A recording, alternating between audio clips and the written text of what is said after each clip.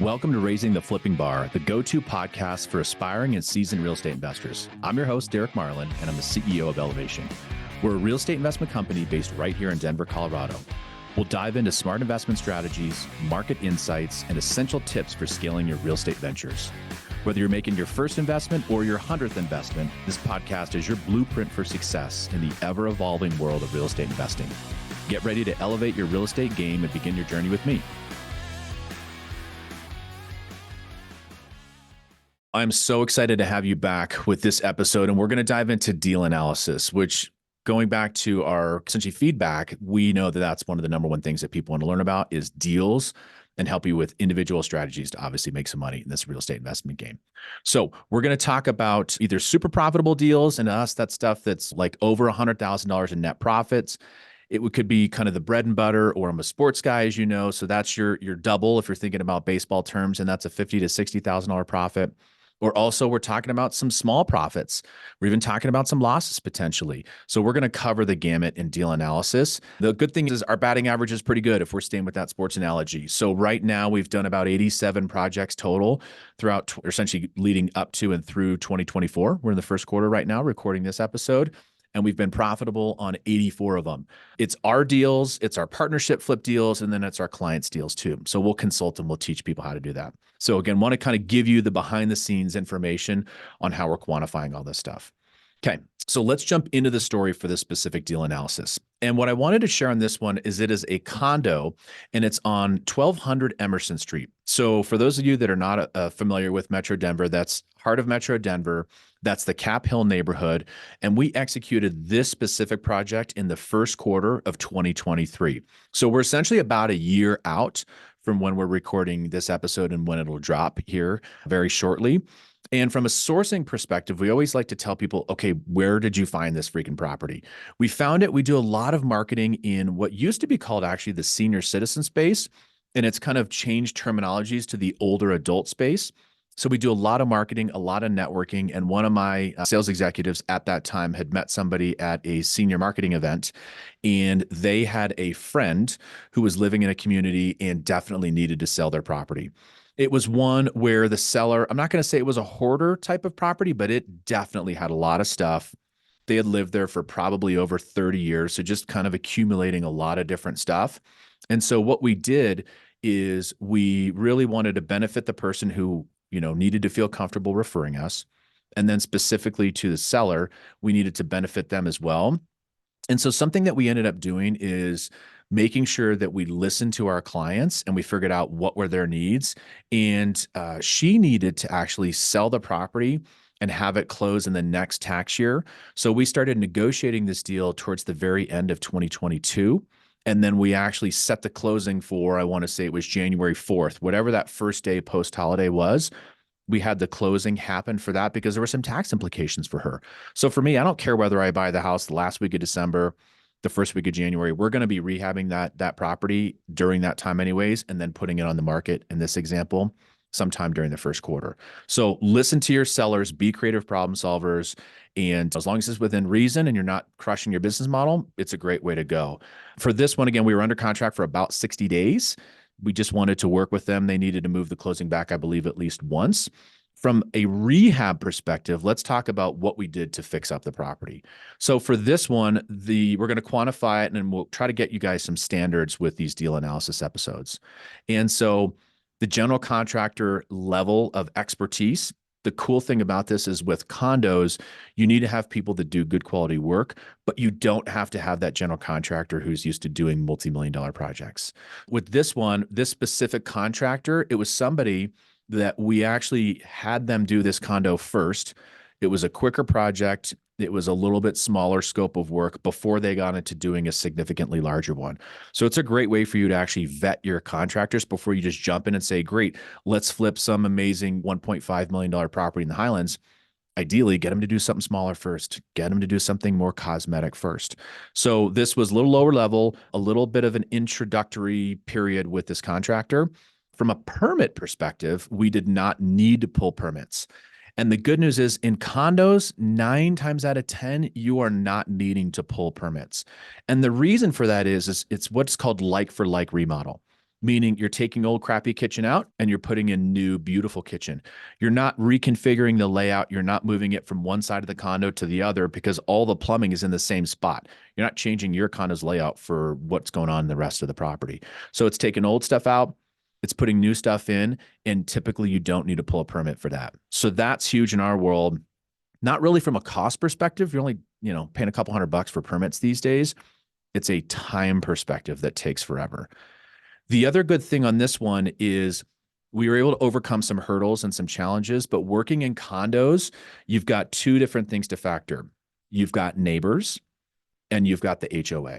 So in this instance, it was a little rough, to be honest with you, which again, we're going to tell you about the down and dirty. There were a handful of times what we do when we do our flips is we go around on the floor that we're on, the floor above us and the floor below us, and we go door to door, we knock and we hand out flyers. And it accomplishes, it's a twofold thing. It is one, telling them who we are, what we're doing, and that if there's loud noises or work going on, tell us. If our crews don't clean up after themselves and trash the hallway, we need to know. I want to know what's going on before I need the HOA being involved. Also, especially coming out of COVID, a flip tip that you might want to consider and something that we still use today is still a lot of business gets done on Zoom. Still a lot of business happens at home. And so we tell people, especially the neighbors, kind of above us, below us, and on each side of us, hey, if you've got a work call or a Zoom call or whatever, let me know. And if I can have our contractors pause for a little bit, give you time to make that call, we'll do it. In this particular instance, I feel like the neighbor right to the side of us took a little bit of liberties, and I felt like our crews were freaking pausing all the time. So after a while, we had to have a little bit of a tough conversation. You can't completely have your contractor get sidetracked. And so we just had a pretty upfront conversation with a neighbor of, hey, look, we're making this condo really nice. It's going to improve your property values. We don't mind once in a while helping you out with the Zoom, but we can't do this multiple times a day or else we're never going to finish. So again, just kind of finding that balance. Talking about the HOA. So with that one, this was another one where, man, they were so overly involved. It's kind of hard to vet that on the front end. When you're purchasing a property and you go under contract, you want to talk to the HOA company or the HOA management company. Ideally, your best metric is also, have you seen other properties in there when you're pulling your comps or your comparable sales, and have properties been flipped? Not to say there's a simple piece of information or document in your HOA docs that says, yes, you can flip properties. But if there's fixed up stuff, then somebody's figured it out. If that's never happened, it can be a little trepidatious to let you feel comfortable that you're not going to get hassled all the time. This one was tough. I'm going to call him Bob, protect his identity. Bob, the building manager, man, he was brutal. Nice guy. So I always like to kind of like differentiate between probably great human being, but giant pain in the ass for us when it comes to fixing up a property. So Bob was this nice kind of older adult. Let's use the right terminology. And the tough thing was he literally lived on the same floor as our flip, and he lived 2 units down. And so this is another good thing that I'm kind of thinking through this and recounting it. It's good for communication purposes with your contractor. Our guy, Gustavo, did a great job. And he wanted to be sensitive to what was going on in the building and working with the neighbors. And so he just would come in, and Bob had the keys to the unit because he was the building manager. He just went in our unit. That's actually 100% illegal. It's actually trespassing. And what we really tried to use to broach the subject with our buddy Bob was, dude, you can't come in here because we've got subflooring going on. And he was literally walking on the floor that had little nails sticking out of it, and he had no shoes on. So if Bob trips and falls, if Bob hurts himself, Bob could easily sue us. Even though it wouldn't have been our fault, it ends up being your fault because you're the investor. So we kind of had a bit of a heart-to-heart with Bob and said, we love you. Thank you for taking care of the building. However, we can be of service. We went above and beyond in cleaning the hallways because, again, he was 2 doors down or whatever, but we can't have you in the property. So it's just dividing those, or drawing those dividing lines of like when you can give and when you shouldn't give.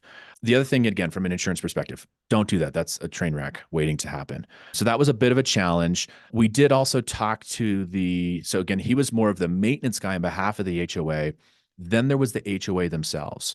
And even though they didn't have a right to do it because we did not need a permit, They wanted documentation of the thickness of subflooring that we were putting in to help with sound deafening and dampening the sound of the units above and below us. So this was just kind of some random thing that they had instituted. It was not in the community documents that you get that you can review before you purchase a property. But again, it was like, okay, we're going to play ball. I believe it only increased our cost by $200 or $300, so it didn't break the bank there. But if they end up stalling our project out, my cost on that would have far exceeded a couple $100. So it's like make good business decisions, put a little nicer subfloor in there, a little quieter, keep your HOA people happy, and just kind of move along. So we're going to take a quick break and tell you about the next Elevation Academy. If you're looking to dive deep into real estate investing, this is definitely the event for you. Our academy features over a 100-step process to help you navigate every single thing from market analysis all the way down to every aspect of project management. So this is tailored for both beginners and seasoned investors. And our one-day intensive training will equip you with the strategies and insights needed to elevate your real estate investing game. Spots are definitely limited, so click on the link below in the show notes to sign up and transform your approach to real estate investment. Okay, let's get back to the episode. So now that we've kind of set the stage, we're going to talk about the actual deal analysis. And what that is for me, I want to tell you about the capital structure, meaning where are we getting our money from and how much does it cost? Because that can vary drastically. So at this point, again, it was a company flip. And that is defined as our company Elevation is using internal funds to buy the property. We're fixing it up with our funds, we're selling it, and then we're keeping all the profit. Versus partnership flip, which you'll know from other episodes, is client is funding the deal or having the property. We spend our money on the rehab, and then we split the profits. So again, company flip. At this point in time, I'm looking at my notes. I was paying 8% as far as an interest rate. And it was with our company line of credit. So kind of in the middle of the capital stack. It's not as expensive as hard money. It's obviously not as cheap as cash or even private capital. It's kind of right in the middle. The rehab itself was about a 60-day renovation. And to put it in context, it was a 2-bedroom, 2-bathroom property that was just over 1,000 square feet. And so another flip tip that I can give you guys is on average for nicer condos in Metro Denver, and nicer meaning level of finish, not necessarily astronomically high price point, is we are spending $50 per square foot. So this specific property, just over 1,000 square feet, and our rehab budget was $51,000 and I believe like $200. So we were almost spot on. There was a little extra cost because with this specific unit, it was this cool blend of mid-century modern type style. And they had a second bedroom, but it had those crazy like accordion doors. So technically you could close it off and be a bedroom, but that was not conforming and legal. And functionality wise, that obviously made no sense. So we ripped out the weird old school accordion door and we just framed it over. So spending that extra little bit of money was of course worth every penny. Looking at our investment metrics, if you remember, we kind of go in a little bit of a different order. My number one investment metric is dollars per day. And what that is how much net profit am I making after all of my expenses, what's your total bottom line, divided by how long does it take you to do the deal? And that is buying the property, all the rehab, listing it for sale, and getting all the way through closing. So what we call this close to close. So we were at our dollars per day was $608 of net profit per day. So again, whether I'm sleeping or whether I'm working or whatever, we were in this instance making $608 a day. For us, that's a really good return. Our minimum was normally 400. Our goal is 500 or more. And so that became a great deal. Our net profit was just over $71,000. So again, that's kind of that amount that hit the bank account when everything was said and done. And then the ROI, which is a return on investment. That's an important metric, but for us, it's actually number 3. Because in Denver, we flip pretty expensive properties compared to the rest of the country, or some of the country, I should say. You know, people in San Francisco are probably laughing at me right now, or New York. But on this one, we ended up making just over a 20% return on investment for the period of time that we own that property. So those were the deal metrics. I want to talk a little bit about the market itself, because I think that's super important when we do our deal analysis for putting context to, well, was this a great deal? Was it a really crappy deal? How does that all frame out? Again, this one was first quarter of 2023. And for me, I'm a huge kind of proponent and a person who really focuses in on supply and demand. To me, that's the number one thing that drives prices or price variability. And luckily, there were no properties that were active right when we were going to list, which means essentially we had no competition in that building and there wasn't a lot of competition in the surrounding area. Right at the last minute before we listed it, another unit came online. It was below our unit and it was listed for $379,000 and it was super dated. I think almost original. And so the good news is I quickly thought, oh, nice. If that ends up being any perceived value of being a good deal, our property, having it listed properly, would have blown the doors off. So luckily, we were able to use that comp to justify our listing price. I'm also going to really hit in on and double click on the number one thing to focus on for comps are units that have sold in your particular building. And this is really hard. I remember I had these amazing consulting clients and they were a little newer to the investment game. They were great real estate agents. It was a husband and wife couple who has since moved out of Denver. But with them, condos were so hard to comp because if you don't have comparable sales in the building, you do have to look in a little bit wider radius. But then things change drastically. So with that, the style of the building is very important. The amenities are super important. This building in particular did not have laundry in the particular unit. That's a huge benefit. There was a nice communal laundry room on the main floor, but you have to look at other buildings that don't have laundry in unit. If you're comparing it to a unit that has laundry inside your specific property, you're probably talking at least a $10,000 swing, in my opinion. If you don't have those in-unit comps or in-building comps, I should say, maybe go out a quarter mile, but be really sensitive that that might cross you over a major street and you might be in two totally separate neighborhoods, and that really would constitute two totally separate price points. So keep that in mind. The interest rate environment, I'm going to mention this in our deal analysis because I think in a very short period of time, we had insane interest rate rise. I don't think we're going to have a compression per se. Maybe it'll trickle down a little bit, but I look back to make sure I wasn't misrepresenting myself, and rates at that time were in the low 6% range.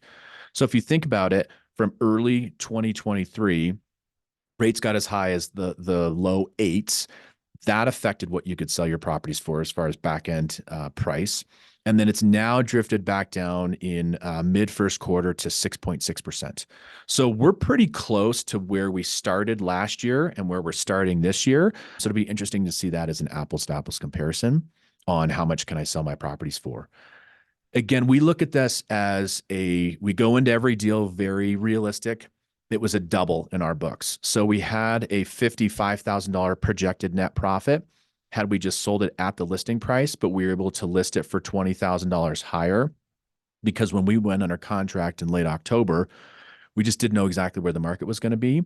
And then luckily stuff started selling and we felt super confident that not that we fall in love with, oh, our property's super nice, so we can list it for more. Again, that's the kiss of death in my opinion. Or we went over budget, so we have to list it for more. That's another stupid thing to do in my opinion. It sucks, but you got to kind of eat crow and you got to price it where the market appropriately says that that thing should be priced. And then the great thing is, I'm going to give kind of a shout out to one of my mentors, Lon Walsh, with Your Castle Real Estate, hands down one of the smartest residential real estate investors there are. He had kind of a cool metric that he brought up when I used to co-teach with him. And he would say, if you can make the same amount of profit, or ideally more, of what you spend in rehab, that's a great deal.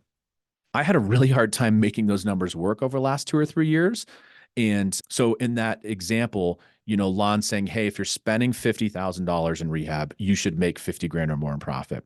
We ended up flipping, I think, more expensive properties. So that metric was a little off for us, or maybe we're just not as smart, which is probably true. But in this one, it was fun because $51,000 in rehab, and we were able to list it, and we thought we'd make 55, and we ended up making 71. So this was a great property for us.